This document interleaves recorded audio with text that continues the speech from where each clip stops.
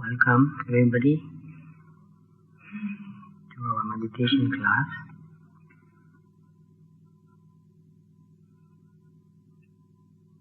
It's good to come in a little bit earlier and sit and meditate just for about 10 minutes to calm down so that the agitation of the body and the agitation of the mind slowly settles down. When the mind is calm and peaceful, it becomes more receptive. More receptive means it can receive more. It can absorb more. When I was younger, when I was studying in university, before I study anything difficult, I meditate for 10 minutes. And then I read the books and study. It helps quite a lot. Without meditating, if I go and read a book, I'll be reading many pages and didn't know what I was reading.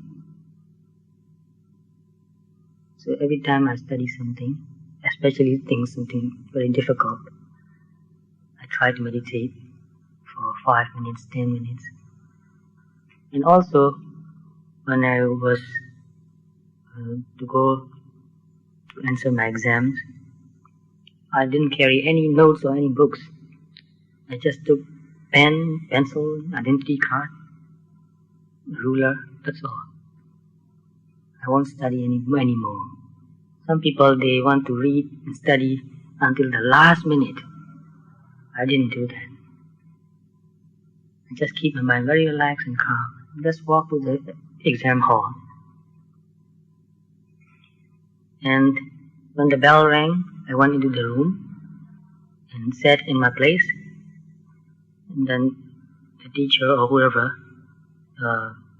gave us question papers. I keep the question paper upside down. I kept it upside down. I wouldn't read it immediately. And just sat in my place, meditating for about 5 minutes, without my eyes closed. Just keeping my eyes open and sitting there, not thinking about anything, not thinking about my exams, just breathing in and out. Calm down a little bit. And then slowly I'll turn the question paper and read it very slowly, not in a hurry. And then answer everything very slowly, not in a hurry. But if you do it slowly and mindfully, you spend less time to finish it. That's the secret of doing things relaxed, at ease, not in a hurry, and finishing it even faster, using less time to finish it. So learn to be more efficient, not just in one thing, in everything you do. Learn to be more efficient, and the best way to be efficient is to be calm and peaceful. If you are in a hurry, if you are agitated, it takes more time to do anything. So if you are creative, you can use meditation in anything you do. Anything, no exception. And everything you do will have better quality. So quality is very important in our life. Very, very important this is. Without quality in our life, we will not feel satisfied with our life. How can we find satisfaction if we don't see any quality? So quantity makes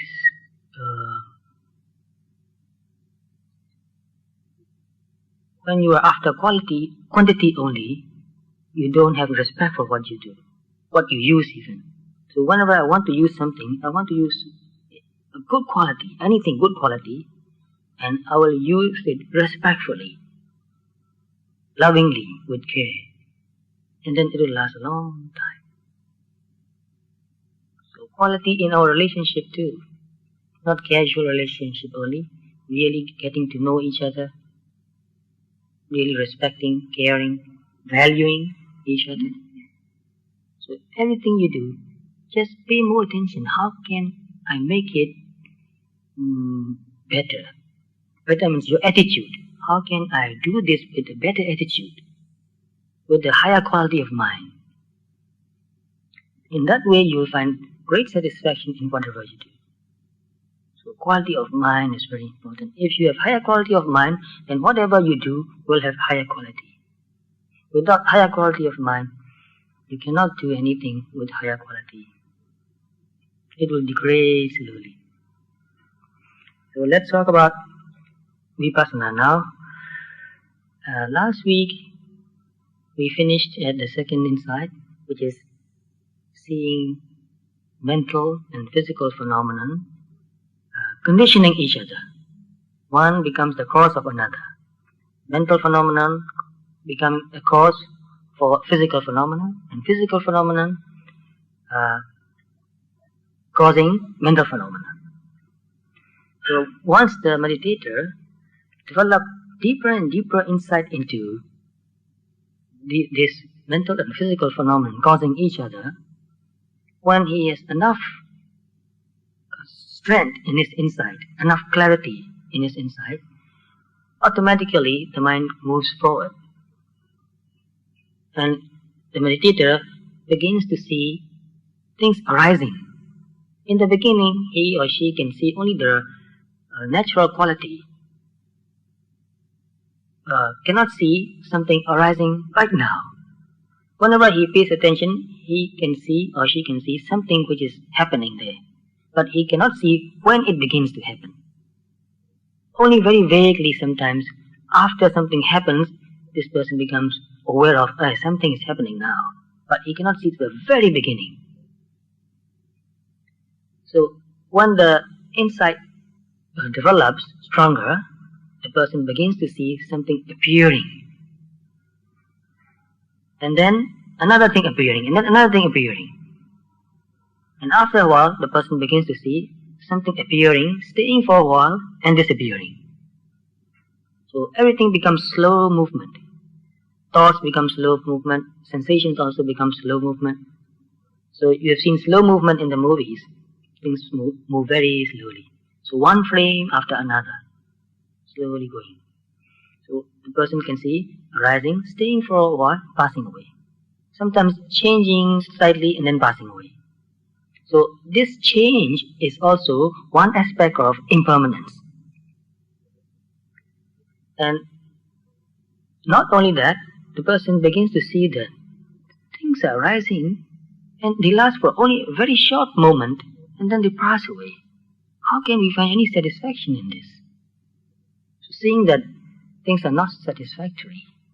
So in this stage, if a person listens to music, the person will hear one note arising and passing away, another note arising and passing away, without continuity. So cannot really enjoy the music. Then he will think that, oh, I thought this is very good before, but now it doesn't make sense. One thing arising and passing away, one thing arising and passing away. Without any continuity, we cannot enjoy anything. So at this stage, the person begins to see that how can we enjoy anything? They don't last. So whether pleasant or unpleasant, whatever happens, this person begins to see that things arises, last for only a very short moment, passing away. So because they arises and passes away, they are unsatisfactory.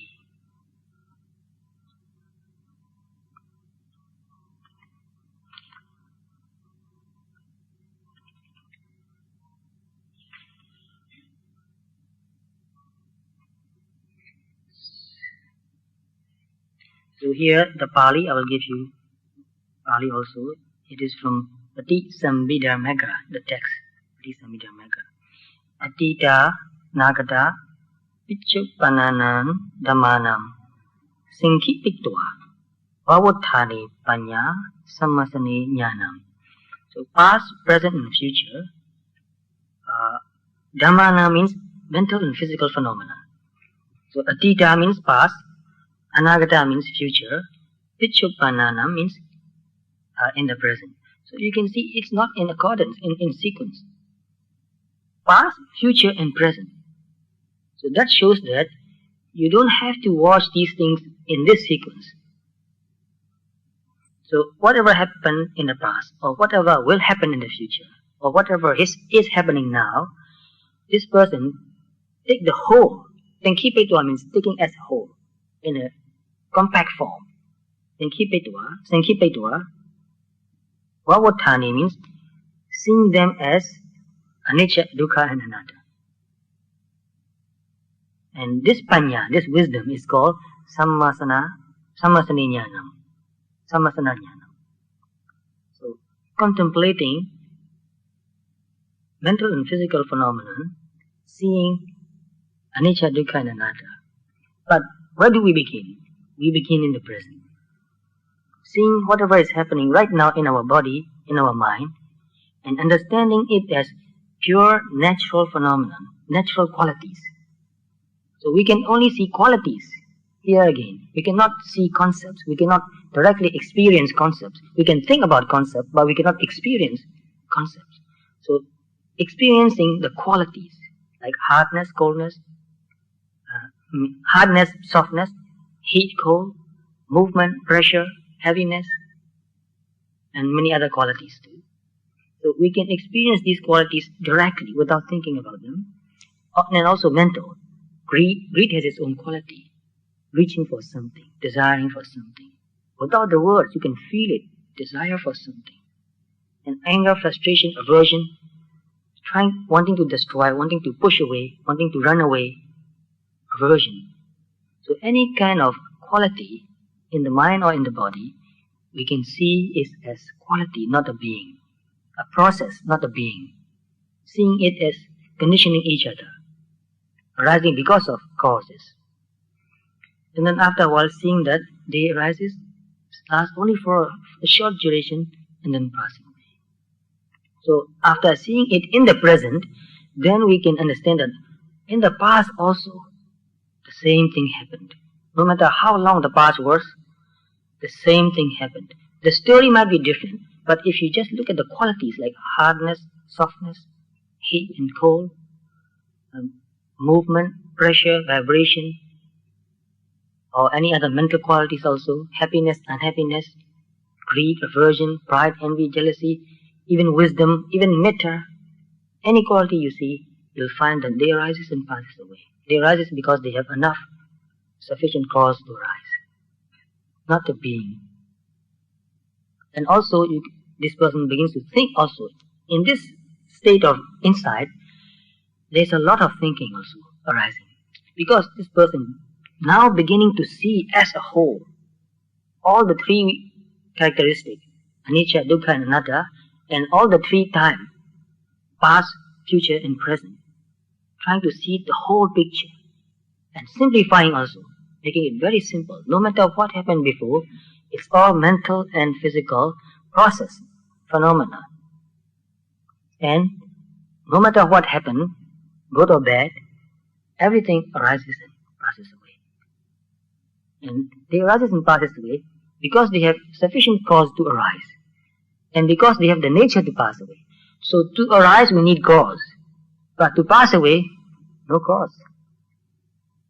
Because, let's see, to make a sound, we need a cause for that.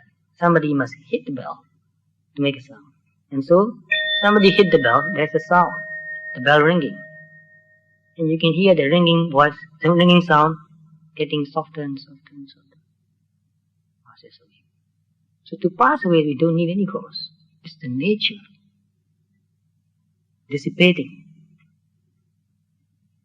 So I think this is also some similar law in physics. The second law of thermodynamics. Somebody heard about that? Things disintegrate. That's nature. You don't need any cause for that.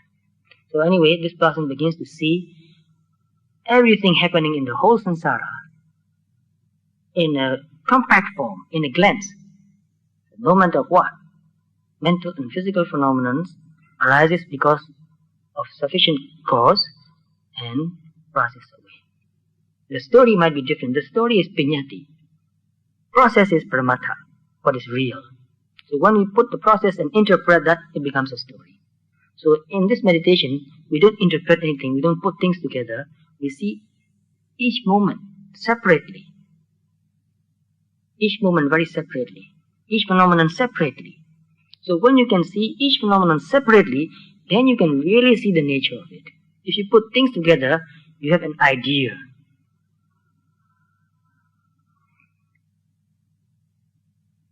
So when the person develops this Pachya Parigahanyana, seeing the causes for the mental and physical phenomenon to arise, when the insight becomes really strong, automatically it moves forward and the person sees arising and passing away, unsatisfactoriness, and also just watching it and doing nothing, seeing that there's no control. This natural phenomenon will not follow anybody's wish. You cannot say that, may my body doesn't move. It's always moving. There's always very subtle vibration and movement in the whole body. When there's a sound, you cannot say that, may I not hear the noise. If there's a sound, if there's your ear, which is normal, and if you pay attention, you'll hear it. There's no way you can say that, may I not hear the noise. If there is sufficient cause, it will arise. So the same thing with any other natural phenomenon. They don't follow our wish. Sometimes we want to think that if we develop psychic power, then we will have complete control over natural phenomena. And you might have heard of some people in the past, especially because they spend a lot of time developing mental power. Because of their strong mental power, they can control phenomena, as if they can control phenomena. But they passed away. They cannot control that. Every one of them passed away. Even the Buddha passed away. Cannot stop themselves from dying. So we have seeming control. It only seems to like that. I can control some phenomena. I can decide to get up and go now. I have control. So when you look at that way, you feel that you have some control. You are in control. But you look at the small physical and mental phenomena happening anywhere in your body or in your mind. Do you really have any control? Just tell yourself, to your mind, stop thinking for 1 minute. You have been thinking for many, many years. We have been thinking 30, 40, 50, 60, 70 years. Just tell your mind, totally stop thinking now for 60 seconds.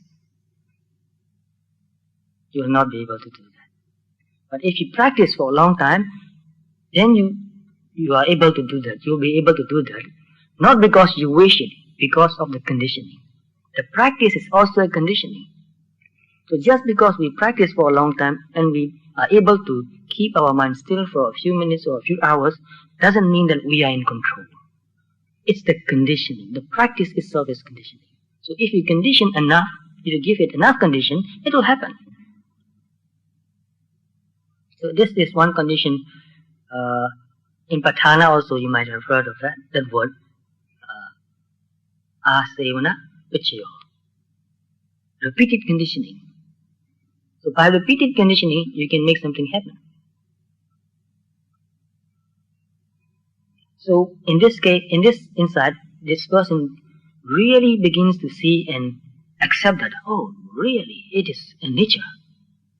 It is really impermanent. Yes, I've heard about it for so many, many times, for so long, and I thought I understood it and I believed it, but only now I see it is really impermanent. And it is really unsatisfactory. How can we find any real satisfaction? How can we find any lasting satisfaction in such phenomenon? And also seeing that there is no real control. There's only seeming control. No real control in it. We cannot control ourselves not to grow old. If I have any control, I would like to be 25 years old always. But now I've doubled that. 50. But I'm only halfway through, which means I'm going to live for 100 years if I can. Well, if I look after myself, I'll live longer, but no control, no real control. So that doesn't mean that we don't look after ourselves. Oh, it will die. When I die, I don't care. That is not the right attitude. Look after yourself. Make yourself healthy. Live long, learn more. We have invested so much in this life.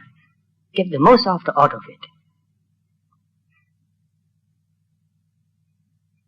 So, when noticing, seeing things when they arise, in the present moment, when we see it very clearly, immediately the thought comes, oh, this is really true, arising and passing away. Oh, it is really true.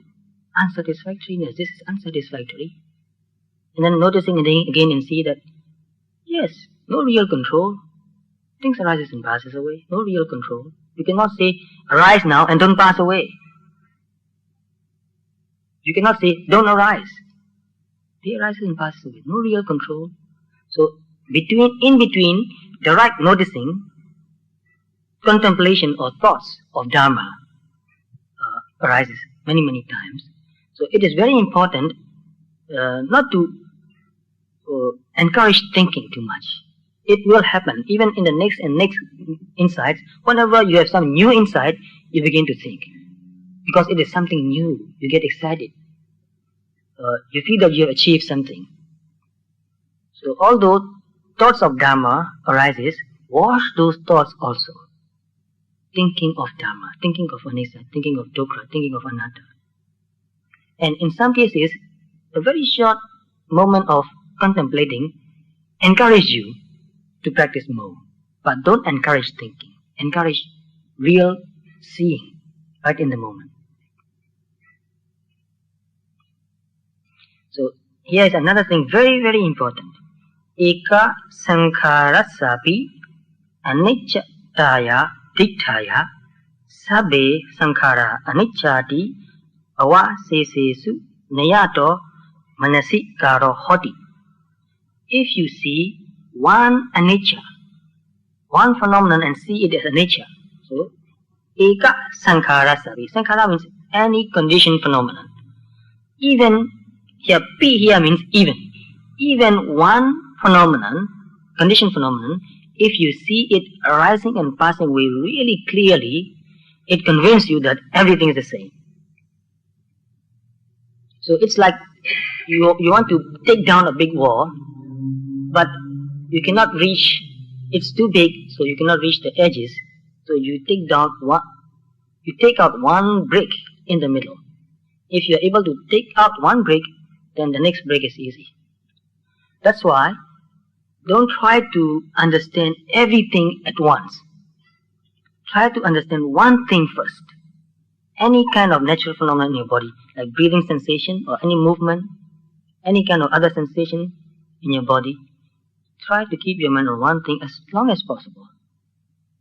So, the longer you keep your mind on one phenomenon, the more clearly you see it. More and more you see it clearly and clearly, and then you see it rises and passes away. And once you see it in one aspect of the natural phenomenon, that will spread to other aspects too. But don't be in a hurry. Let it happen. Just keep your mind on one thing long enough, as long as possible.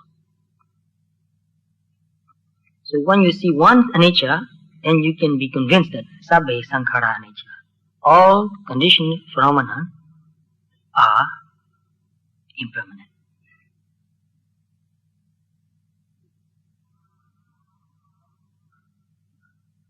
That means you don't have to go and see all the sankharas. There are too many. Only a Buddha can see all.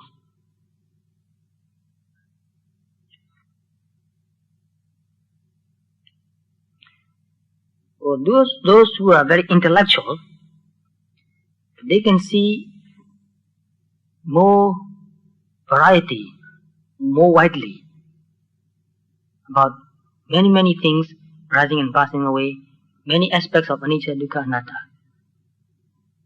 It depends on the person's intellectual ability, learning, knowledge also. That means the more knowledge you have and the more you think, the slower you go. So although you have not a lot of knowledge about Buddha Dharma, while you are meditating, don't think about them.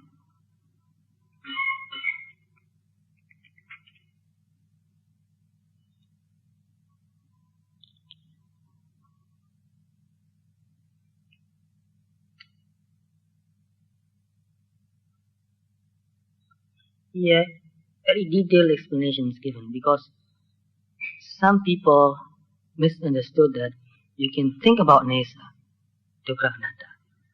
Some people they have a what you call rosary, and then they count the rosary saying Anicca Dukkha Anatta, Anicca Dukkha Anatta, Anicca Dukkha Anatta for thousands of times, believing that doing that they will understand or see Anicca Dukkha Anatta.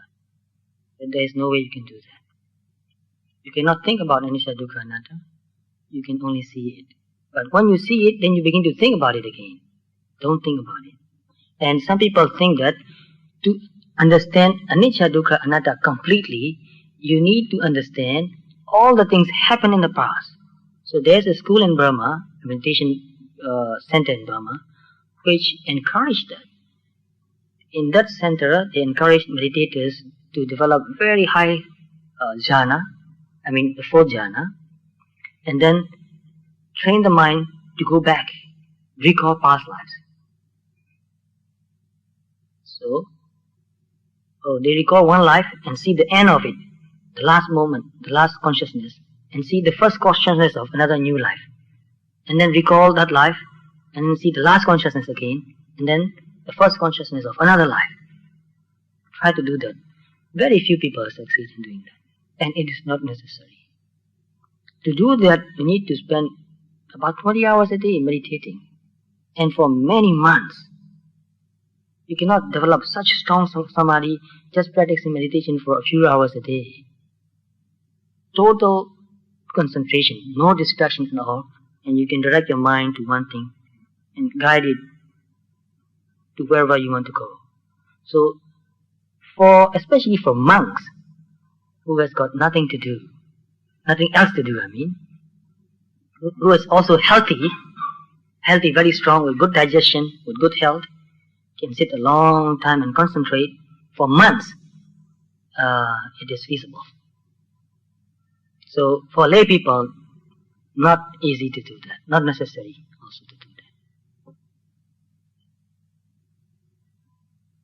So in this state of jnana, very beautiful Dharma discourses also can come into your mind. Because of the concentration and also because of the insight developing, thoughts become very deep and profound. Dharma thoughts become very deep and profound, and also one can see one's whole life.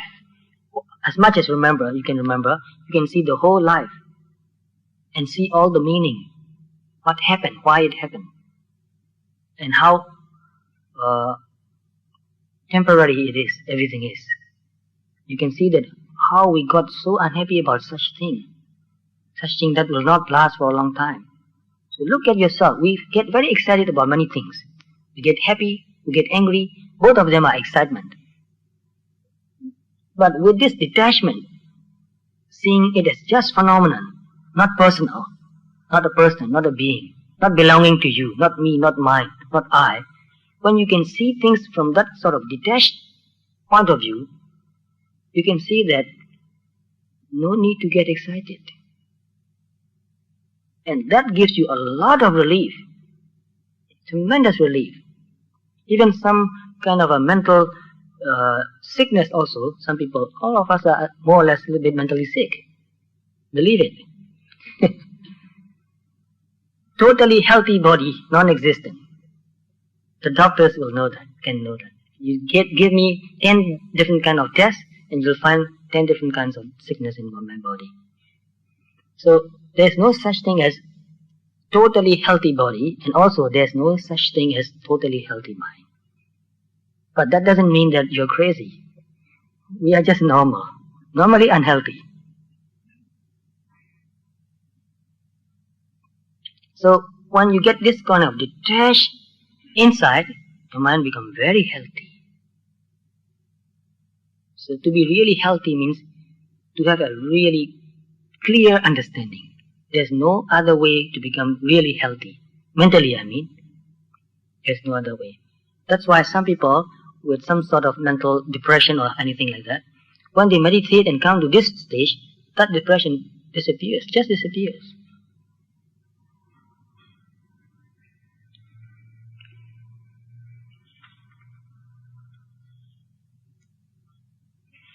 And many times I remind you not to think too much, especially about dukkha.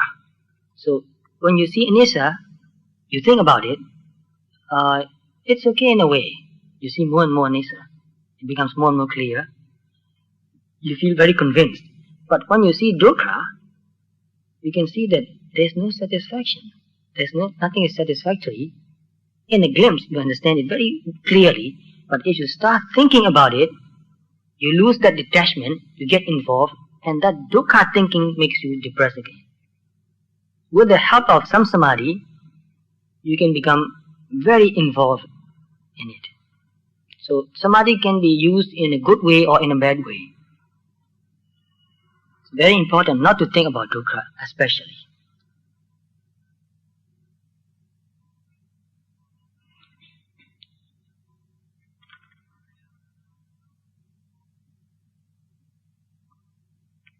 So when seeing this phenomenon, the meditator can see very clearly that there is no such thing as permanent ego, permanent soul, permanent entity. Everything is always changing, phenomenon, process. So you see everything as process. And if you put into a very concise category, you find only two categories. One is physical, another is mental. Mental process and physical process. And both of them arises and immediately passes away. Before we meditate, we have some idea that thing doesn't last. My happiness last year, where is it? It's gone. So we can understand that, well, happiness doesn't last. And what about unhappiness? Unhappiness also doesn't last. Seeing doesn't last, hearing doesn't last. When there's sound, when we pay attention, we hear. When there's no sound, there's no hearing. So it is quite obvious. But in meditation, when there's a sound, we hear it immediately and see it immediately passing away.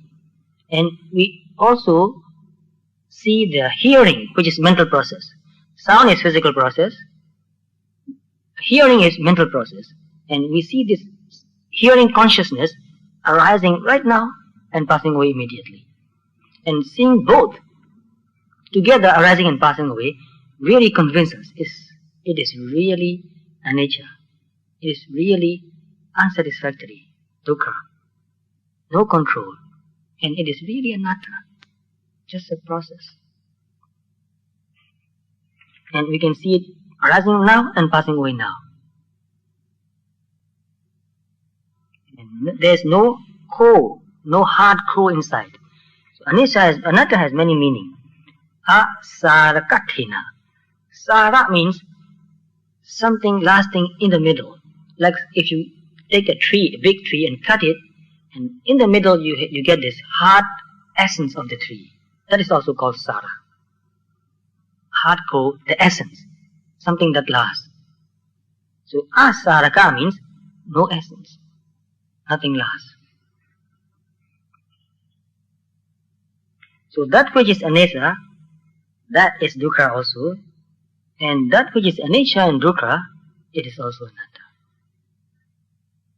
Or because there is no control, it is also dukkha.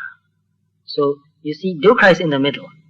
Because it is anicca, it is dukkha. Because it is anatta, it is dukkha again. If we can wish for something, then we won't see it as anicca, or dukkha, I mean. If I can say that I want to be like this all the time, and if it stays like this, then I won't see it as dukkha, because it won't stay. It will change. And also this is another word, very important word, which means udaya baya pilana.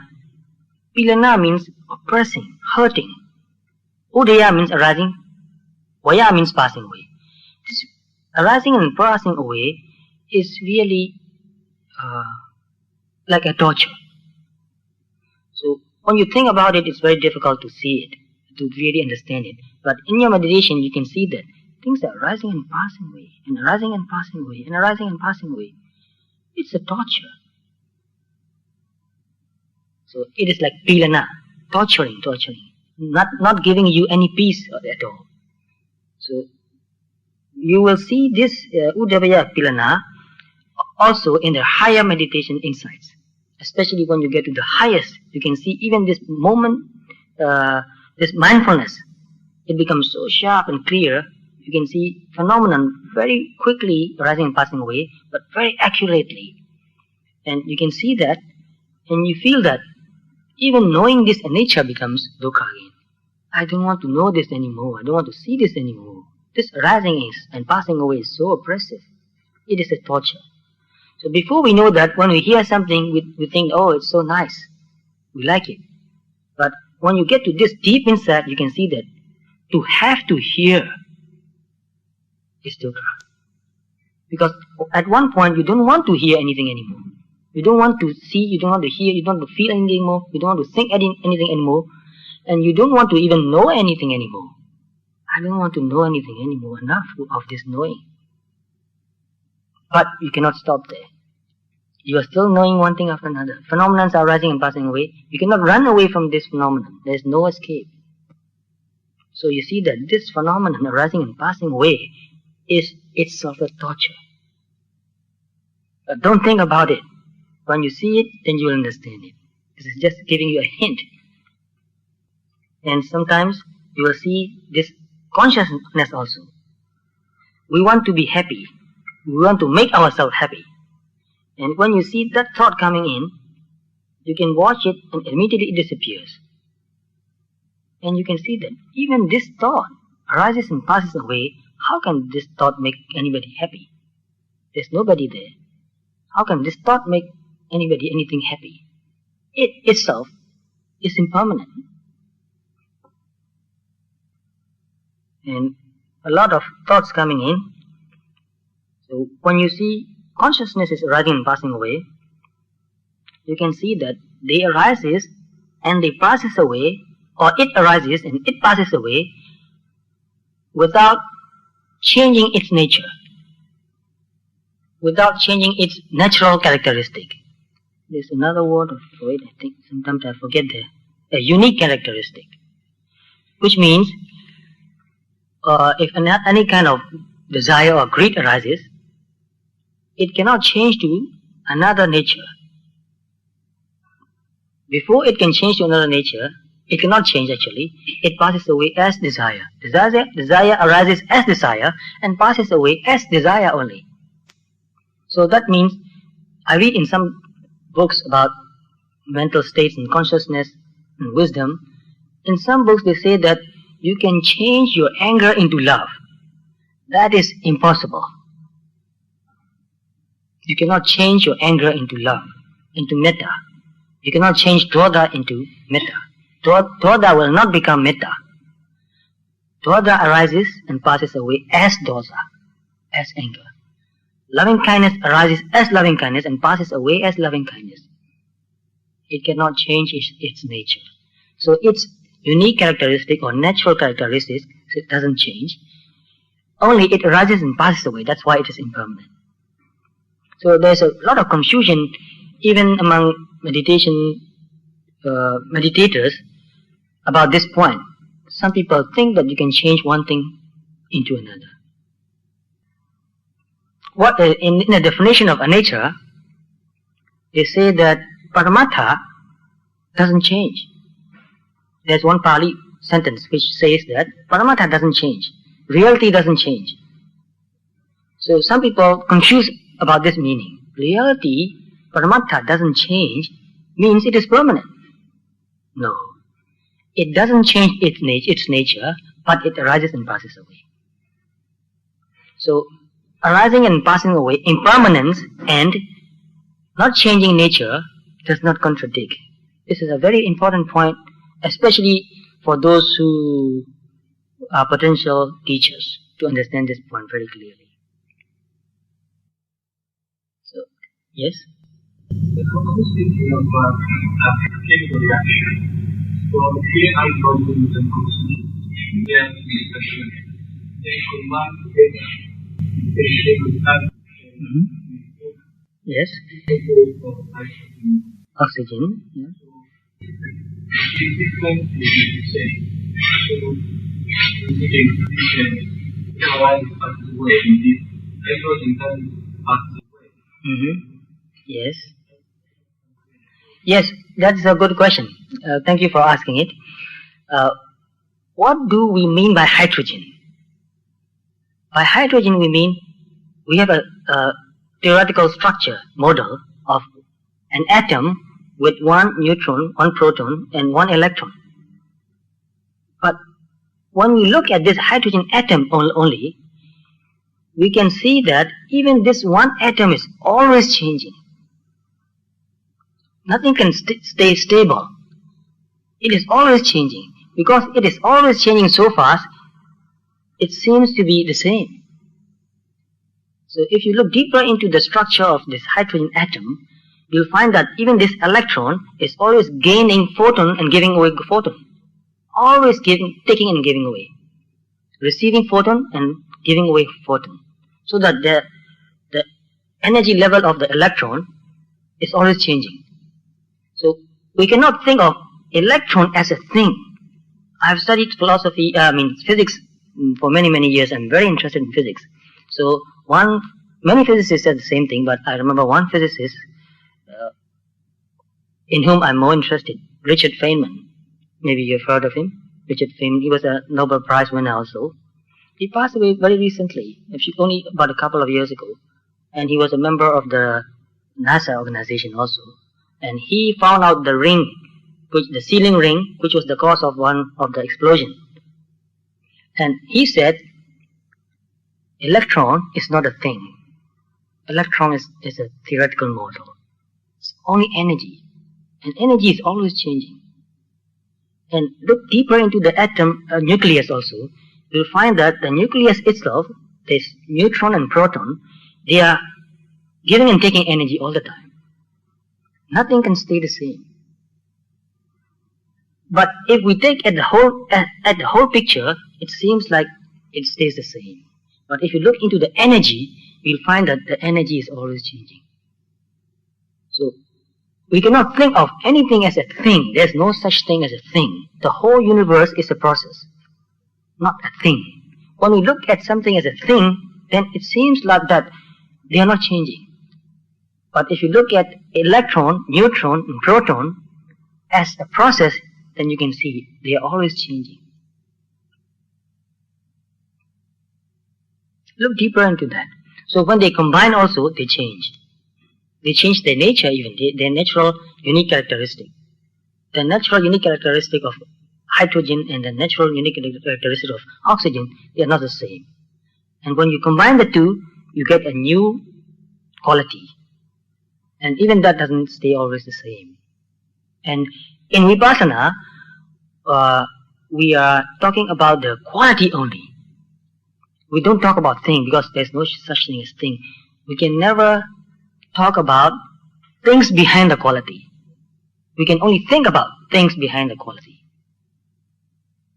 And the purpose of Vipassana meditation is to become detached. We get attached to things. And that's why we suffer. So what do we get attached to? We get attached to things we experience. We cannot get attached to things that we don't really experience. So we get attached to sights, sound, smell, taste, sensations on the body. Then anything that becomes related to the eye, we get attached to that also. So when we look at the direct experience in our daily life, we can see that no experience lasts. This is an important point. We don't need to see that nothing lasts. What we need to see is no experience lasts. So experience are impermanent. Can you agree upon this point? Experience are impermanent. That's the most important thing.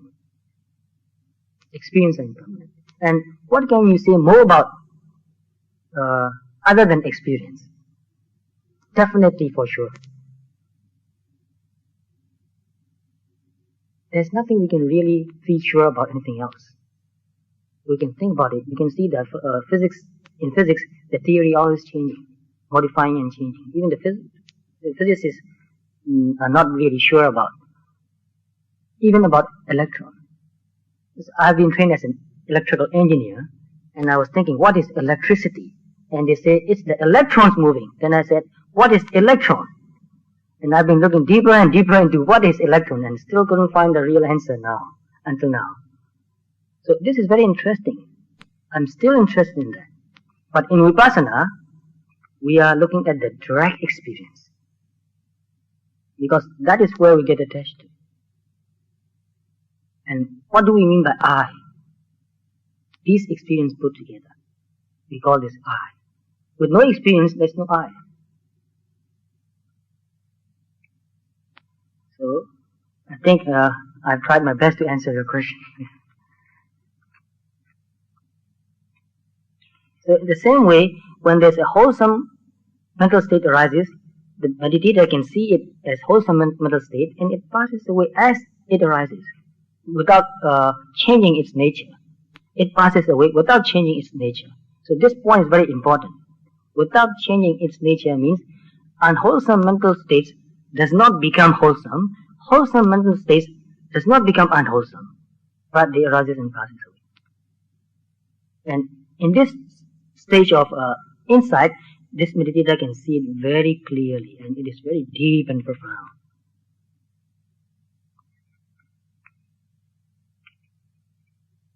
So when you can see these things arising and passing away, when even any kind of unhappy thought come into your mind, you can watch it and it passes away. You don't need to do anything about it. Even any kind of desire arising, you can just watch it and it passes away. You don't have to do anything about it. You are not compelled to act upon that mental state. You don't need to obey that mental state. So you have a choice. If you think that this is the right thing to do, then you can decide and do it. But you don't have to. Otherwise, we are compelled to do a lot of things. We are compelled. We have no choice. You see something, you get greedy. You have no choice. You see something or hear something and you get upset. You have no choice. But when you can wash your mind, you have a choice. You don't get greedy, you don't get upset. You are free. So this is tremendous freedom.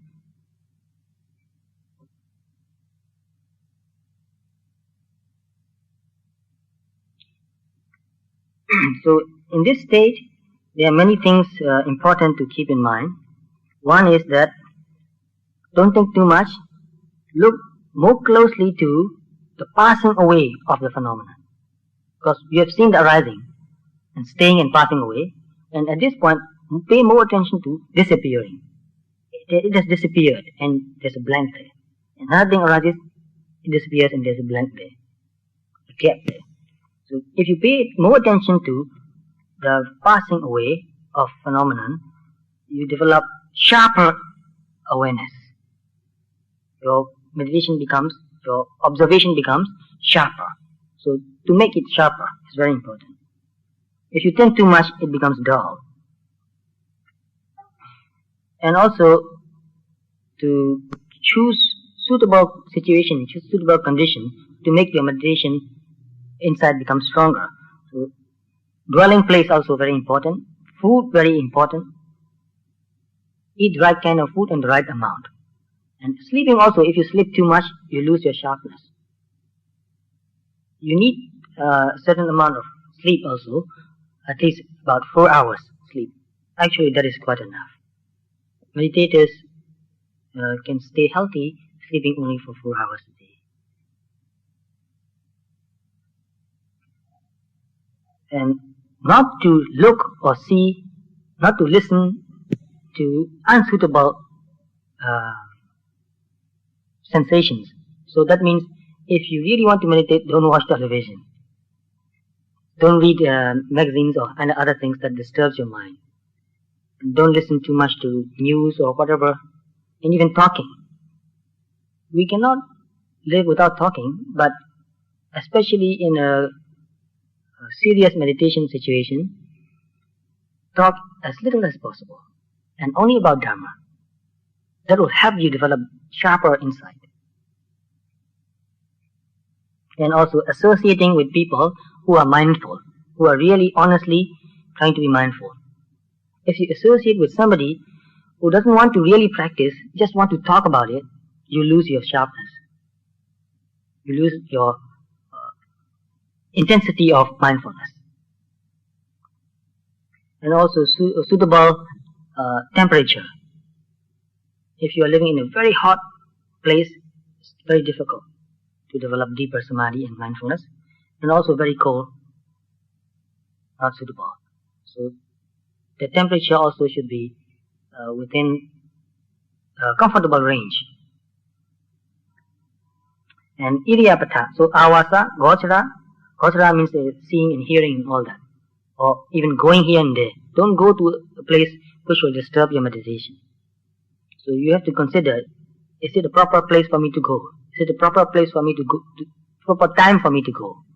Even though some place is proper to go, you have to consider the time also. If you go there in the middle of the night, maybe it's not proper. So avasa means dwelling place, gochara means place and also the sights and sound. Basa means what you talk about. It's very important. Pogala means the people you are associating with. It's very important. And bhojana, food. Utu, weather. Idiapta,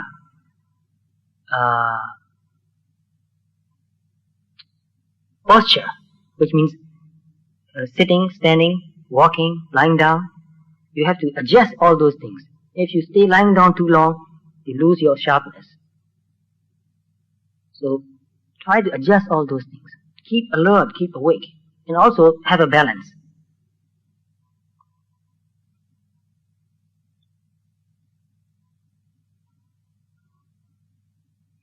And the meditator naturally finds out that if I stay mindful right in the moment, it helps me see things more clearly. Very obvious. If you keep your mind right in the moment, more and more, it stays there more and more, and the mindfulness and clarity becomes stronger and stronger.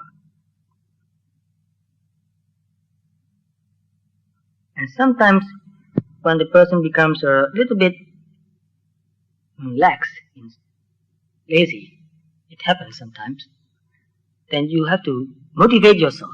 Self-motivation, very important. If you have a good friend and a good teacher, he or she can also help you to put more energy to practice. So self-motivation is the most important actually. And thinking of the good opportunity that you have now, I have met many people, some of them my friends actually, and I told them to meditate, encouraged them to meditate many times, and they say, I'm too busy. I'm working very hard. I have too many responsibilities. I've got a promotion just a few weeks ago, and I'm learning to cope with my new responsibilities. I have no time. So one person like that, he was 1 year older than me, but he's dead for a few years now, maybe 5 or 6 years now. So I told him repeatedly, meditate while you have time to do, meditate. But he always told me that, too busy, no time. And then one day he found himself becoming very tired, no energy. So he went to a hospital to get a medical checkup and found out that he had kidney cancer. So he had an operation, took out one kidney.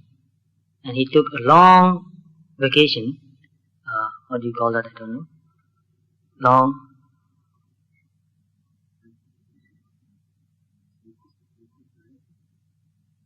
he took a long leave. So long leave and took ropes, and then he tried to meditate for about a month. And felt a bit better, maybe because of the operation and because of some medicine also, and then meditation also. And then he went back to work. He thought that his cancer was cured. And he got very busy again, no time to meditate. And then after a couple of years, he became sick again. And then went to get a checkup again and found out that another kidney also had cancer. So he was hospitalized. And I went to see him in the hospital twice a week, sometimes once a week, and encouraged him to meditate. You know what he did? Even in the hospital, he'll just lie down and watch television. Poor guy. And then he got more and more sick, and I told him to meditate. Sometimes I sat near him and said, let's meditate now. Gave him very simple instruction. He tried to meditate. And he said, oh, I feel very happy now, very peaceful now. So I said, I'm going now. Try to meditate a few times a day. But after I went away, I asked his wife whether he meditated. He said, no, he's just watching television. And then he got more and more sick. And I went to see him again and again. He said, I want to meditate, I want to meditate. But he was taking so many different kinds of medicines that the medicine made him even more sick. Very dull, drowsy, can't keep himself alert. He said, I try to meditate, but I fall asleep. And then just before he died, I went to see him again. He said, it's a little bit too late for me to meditate. Too late. In Burmese, he say, Nene nau cha dware. Nene means a little bit, too late. So this is very important, you know. A few weeks ago, one man came here, late in the night, and he came and rang the bell. I thought something important, somebody came. And I looked out and saw two men. And so I opened the door and asked them why they came. And they said, this person is a newcomer here, and he wants to know something about meditation. So I thought, all right, if he really wants to learn, I'm willing to teach. So I called him here. We came here, and I sat here and asked him and talked to him and gave him some meditation instructions. And he said, my mind is so agitated, I cannot sit. So I told him, walk up and down here. There's enough space here. Walking is easier to keep your mind, taking each step mindfully. And then I asked him, what are you thinking? He said, I'm thinking of tomorrow. What about? What are you thinking about tomorrow? He said, I have a case in the court tomorrow.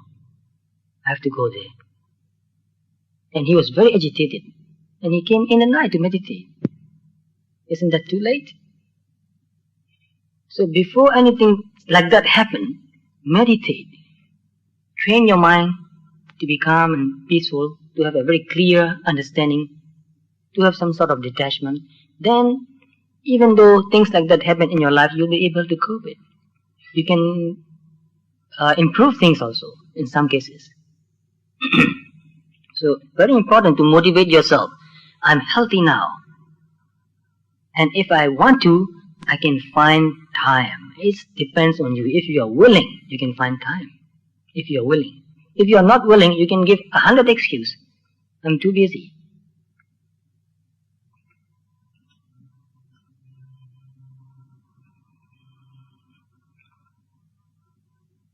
And sometimes, even in meditation, you become a little bit tired. You are meditating. You are willing to meditate, but your body becomes a little bit tired. So, in that case, try to take a rest, but don't let go of your mindfulness. Take a rest and still maintain some mindfulness. Don't indulge in sleeping. And another point very important especially for teachers, because in meditation, different teachers have different ideas and sometimes a lot of argument. This is right and that is right. No, this is not right, that is right. One argument is that in Pali it is called Lakkhana Aropitwa. Lakkhana means anicca dukkha anatta.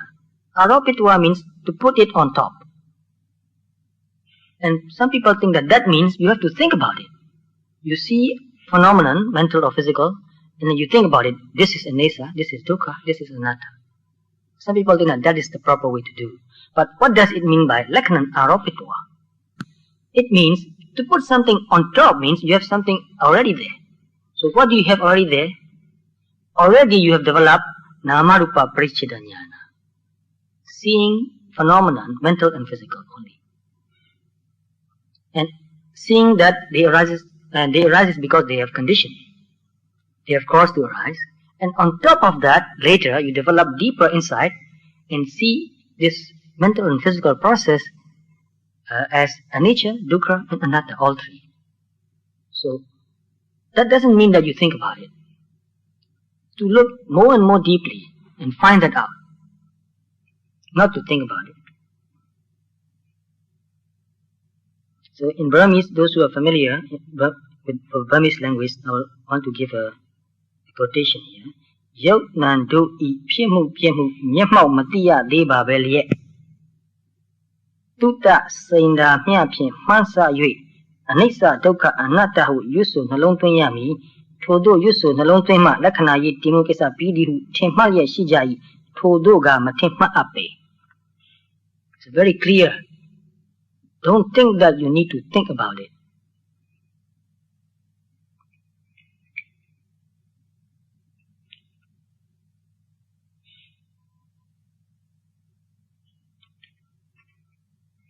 But when you get to that stage, it is so good to think about it. Thinking even becomes so clear, so precise.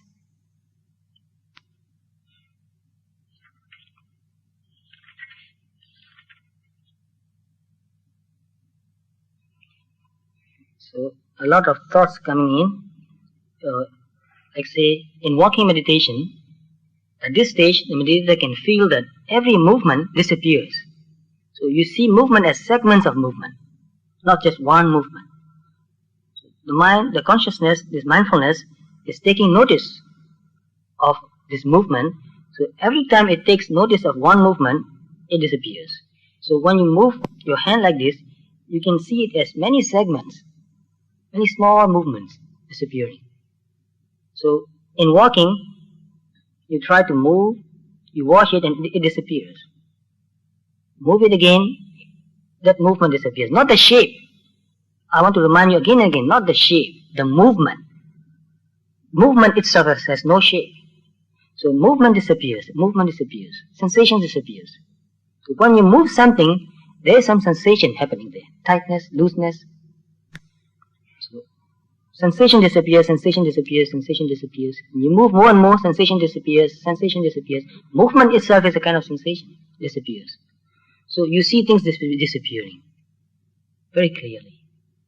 When you eat also, you bring the food to your mouth. Every movement, sensation disappears. When you hear anything, hearing disappears. So for example, when you ring the bell like this, you can hear many sounds disappearing. Not just one sound. Many ring disappears. So things become segmented. Discrete in a way, not continuous. Nothing is continuous, everything is discrete. This is another word from physics. Packets of energy, discrete.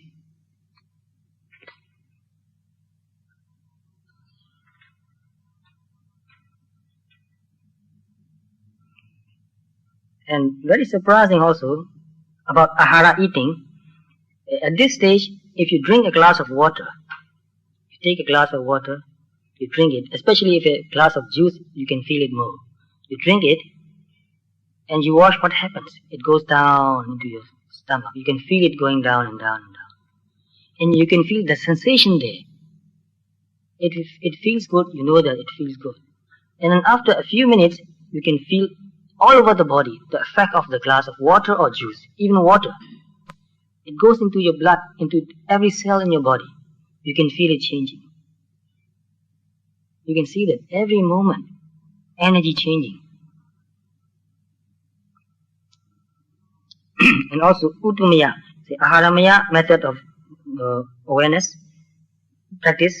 I mean, every time you eat, you can see this effect of the food. Uttumaya is weather condition. So when the weather changes, you can feel changing, your body changing.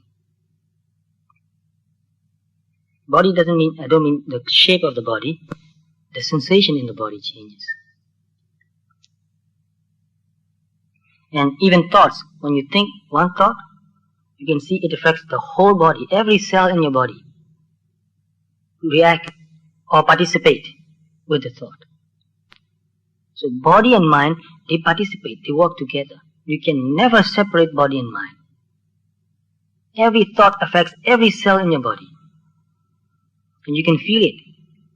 It's not just a thinking theory. You can feel it. You think about something, you can feel the effect of your thought all over your body. Very, very interesting, very deep and profound. When you get to that depth of seeing and understanding, you'll find very difficult to find a good book to read. You find that many of the books written, they are just thoughts.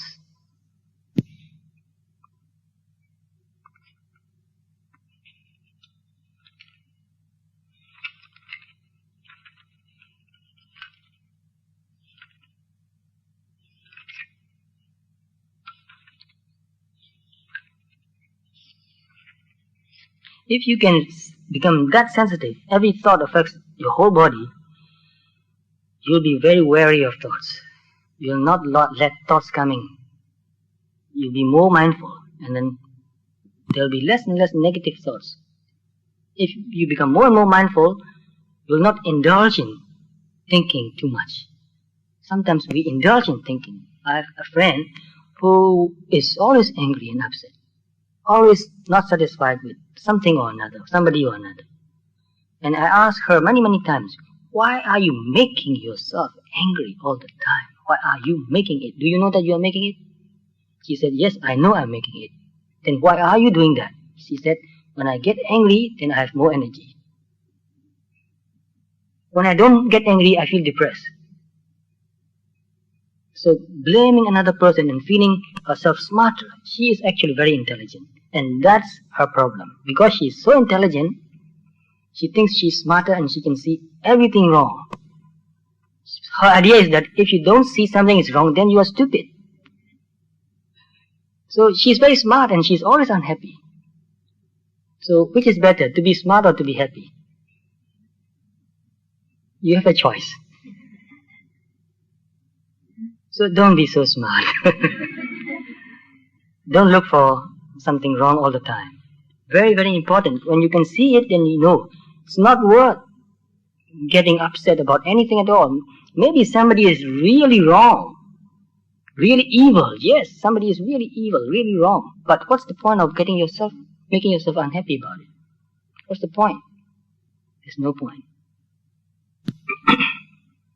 So this is called Chittasa method. It's not really a method actually, but emphasizing more on how the mind affects the body, how thoughts affect your body, how greed affects your body, how metta affects your body, how mindfulness affects your body. You can see when you are unmindful and when you are mindful. Suddenly you become mindful again. You can feel your body and mind becoming more relaxed, more settled, less and less agitation. You can feel it and you can see that it's better to be mindful than not. It's really better to be mindful than not. There's no other better way to live. The best way to live is to be mindful always. As soon as you become unmindful, your mind and body becomes more agitated. You have more stress. Even sleepiness is dull. Painful actually in a way.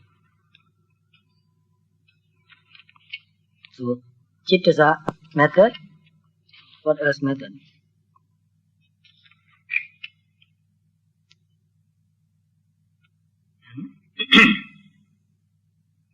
So the person sees that when something passes away, it doesn't go anywhere. It is not collected somewhere. Things arises and passes away. Where did it go? Or where does it go? Nowhere. It just disappears. And where were the things before they arise? Nowhere. So they come from nowhere and they go to nowhere. This is also very profound. When you see it, then you can feel the profundity of it. It comes from nowhere and goes to nowhere. Any sensation, any feeling, any mind movement, any natural phenomenon, not the shape, the sensation, the experience. Before you experience something, where is that experience? It's nowhere. After you experience something, where does that experience go? Nowhere. So here we are talking about direct experience of the phenomenon, not anything abstract. It's real, direct. So a sound is an experience. Hearing is an experience. Touching is an experience. Movement is an experience. So all these experience, they arises now and they passes away now. They don't come from anywhere, they don't go anywhere.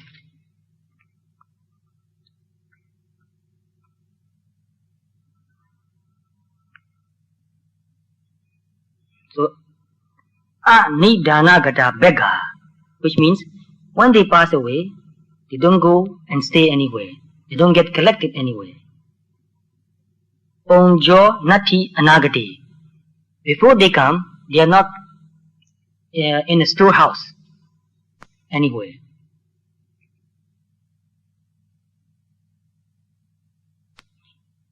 Naibata yepi titanti. When it happens, it doesn't stay. Arage ta sasapu pama. Arage means a very sharp needle. Sasapa means a very small, I don't know what, monyi. Not particle, seed, a very small seed. A kind of very small, monyi, how do you call that in English? Mustard seed. This is just an example, a simile. You put a mustard seed on a tip of a needle. How long will that stay? It will fall off immediately. So this is just an example. So it doesn't last.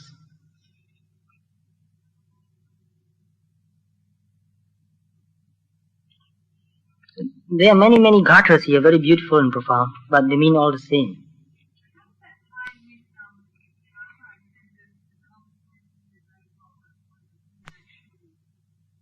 Even karma arises and passes away, and there's a kind of energy which is very difficult to talk about, this energy, which gives effect again. Even that energy, it is not a thing. Just like any energy, it is not a thing. It is always in a flux. So, it will take some time to talk about it also.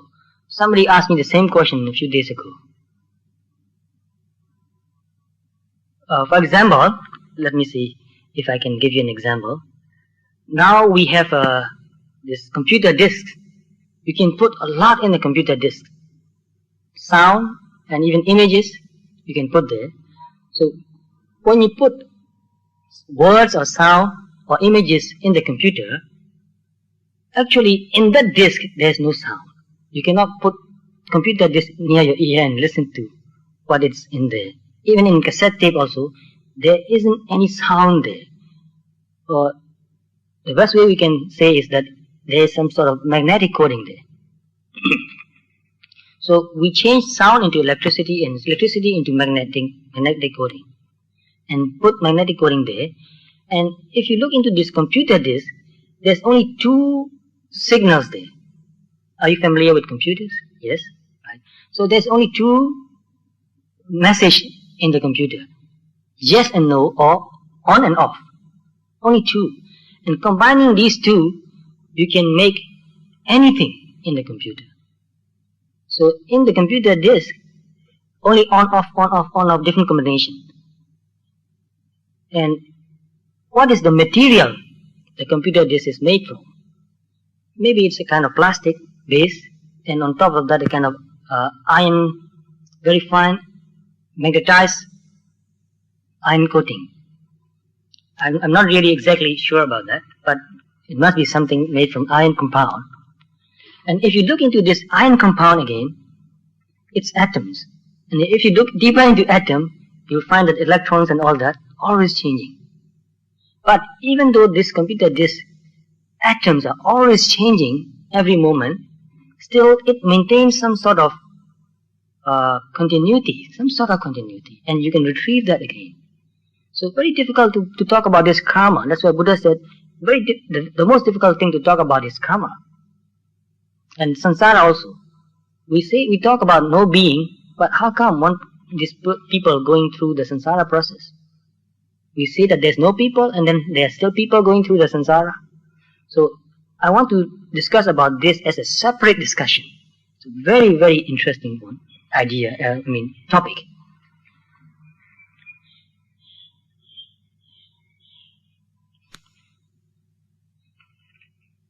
So in this stage also, the person sees both physical and mental process, both arising and passing away, not just one.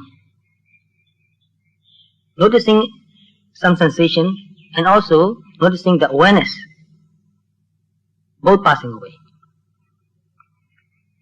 So this is called dual method of observing this dual process.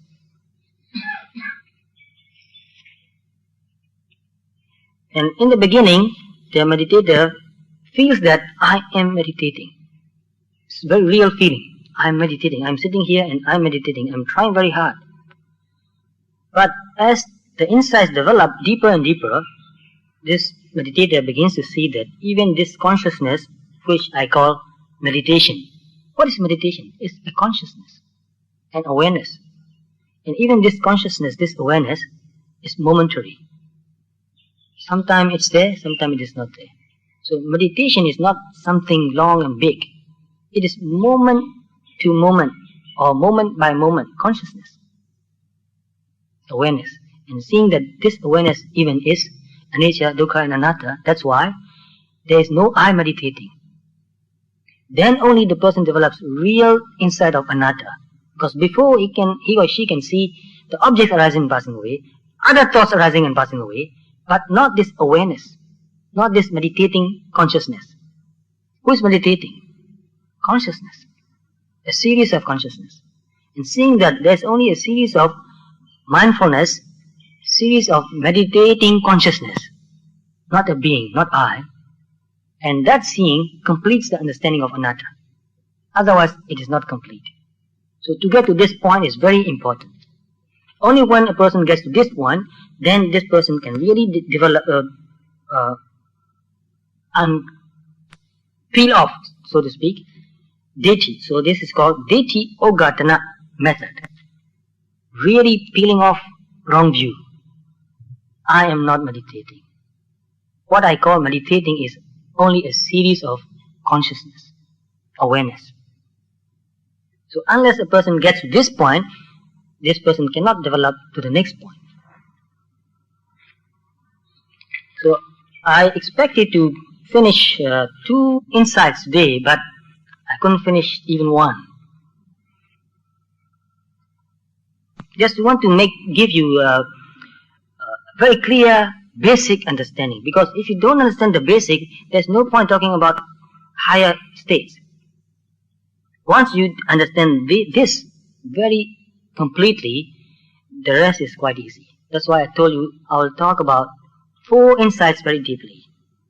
The rest I can make it very short, not difficult anymore. Just a variation on a theme. And the first 4, the most important.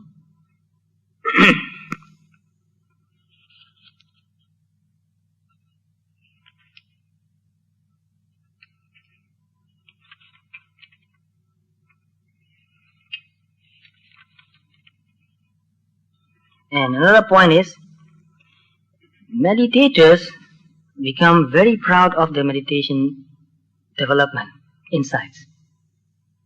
I know, I understand. And those other people, they don't know. They don't know as much as I do. There's a kind of conceit. And here another method, this is just another name only, pointing out that wash that mind. I know I can meditate. I'm a good meditator. I can keep my mind on the same object continuously for a long time. That's a kind of pride or satisfaction also. Pride and satisfaction coming together. So in Burmese, I know how to meditate. So when that sort of thought comes, take the opportunity to watch it. If you can see it, you can overcome it and you become even more free. Even that I know, I can. It limits you. It confines you. So if you really want to become more and more free, watch that thought. It will come. It will definitely come. So this is called mana samoggatana, peeling off mana.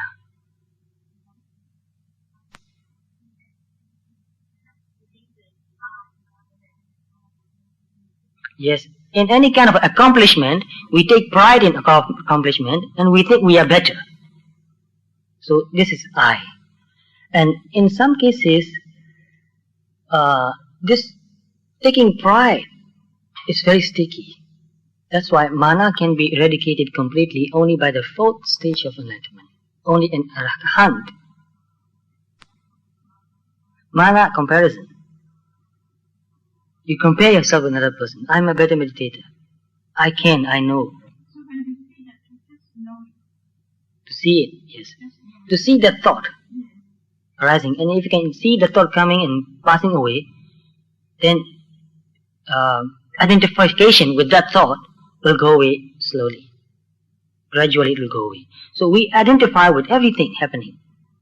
This identification is called mana or ditthi. It has many aspects. Even greed has many aspects. So you can see some aspect of it, and sometimes you are free, sometimes you are not free. It's back again. It comes back again and again. So when you are meditating continuously, if you can overcome these things, it makes you easier to go through. Otherwise, it becomes a kind of obstruction, a hindrance.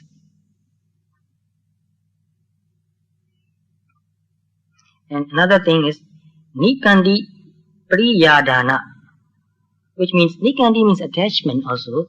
We get attached to good sittings, good experiences. So in Burmese, Kong Timiene, I see it very clearly and get attached to this very clear seeing.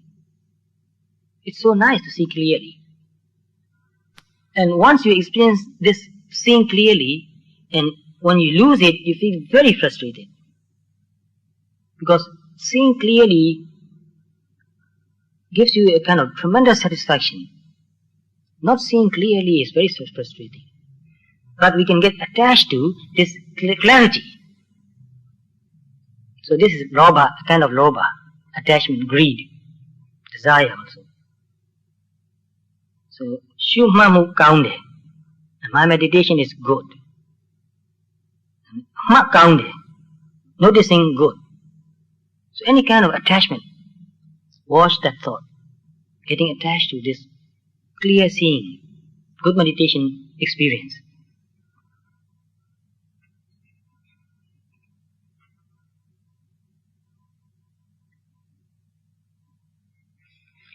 So I think I'll stop here for today. Next week I'll talk about only one insight. Too greedy if you to finish it quickly. Because the four are very important. The rest we can skip it. So it is better to be patient and to go in detail slowly for the first 4 stages of insight. So now if you have any question about what I've talked about now, or if you are not clear about any point, please ask a few questions.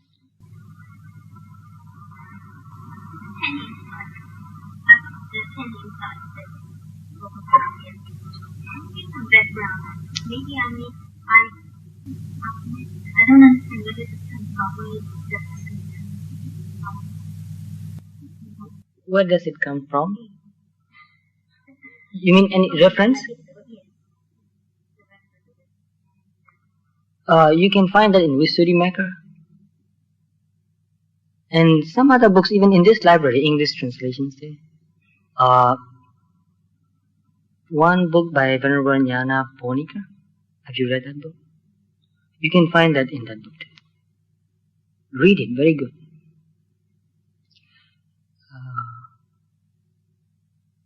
I forgot the name. The Heart of Buddhist Meditation. Yes, the Heart of Buddhist Meditation. His teacher was Mahasi Sayadaw.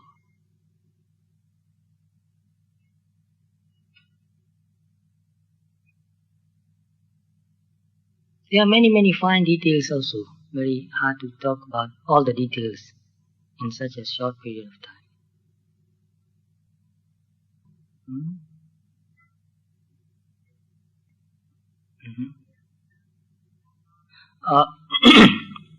Some people think that things gradually change, one thing into another. Like hatred can change into love. That is impossible. Hatred arises and passes away as hatred, and when there is loving kindness, it is something new, totally new. So it arises as loving kindness, not as hatred. So Paramatha doesn't lose its unique or inherent quality. It doesn't change its inherent quality, inherent characteristic. So, lobaha metta phim tuane. Apuwa aye phim tuane. So, for example, you can say that heat can change into cold. No, it's impossible. Heat arises and passes away as heat. Cold arises and passes away as cold. Hardness then cannot change into cold, softness even. Although they are the same continuum, it cannot arise as one thing and change into another thing. When another thing arises, it is something new. So this is the same idea I've talked about a few weeks ago. All the conditioned phenomena are always new. Nothing is old. They arises and passes away without losing their inherent or natural or unique characteristic. Physics.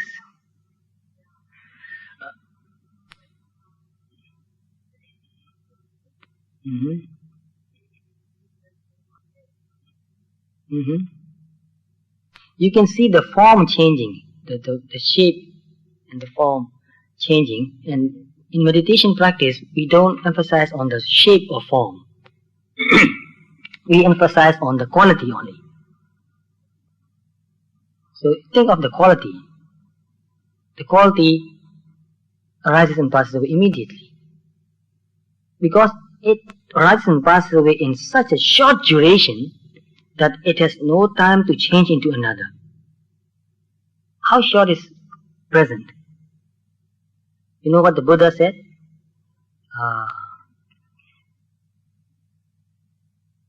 5 billion in a second. 5 billion in that short duration. The real phenomenon, but you cannot see 5 billion in a second. You can see as much as you can see, like about 5 or 6 phenomenon in 1 second. Maybe sometimes when you develop very sharp samadhi, you can see about 10 phenomena in a second. But for normal people, they can see only about 2 phenomena in a second, or maybe 3. Like if you hit something very fast. When we were young, we used the comb, and then we pull the comb on something very fast. So it has got many teeth. Any tooth. So in a second, you can draw like this and get many sounds. So you can get 10 or 20. But you cannot hear everything distinctly. But as you meditate, you can hear all those things very distinctly. So in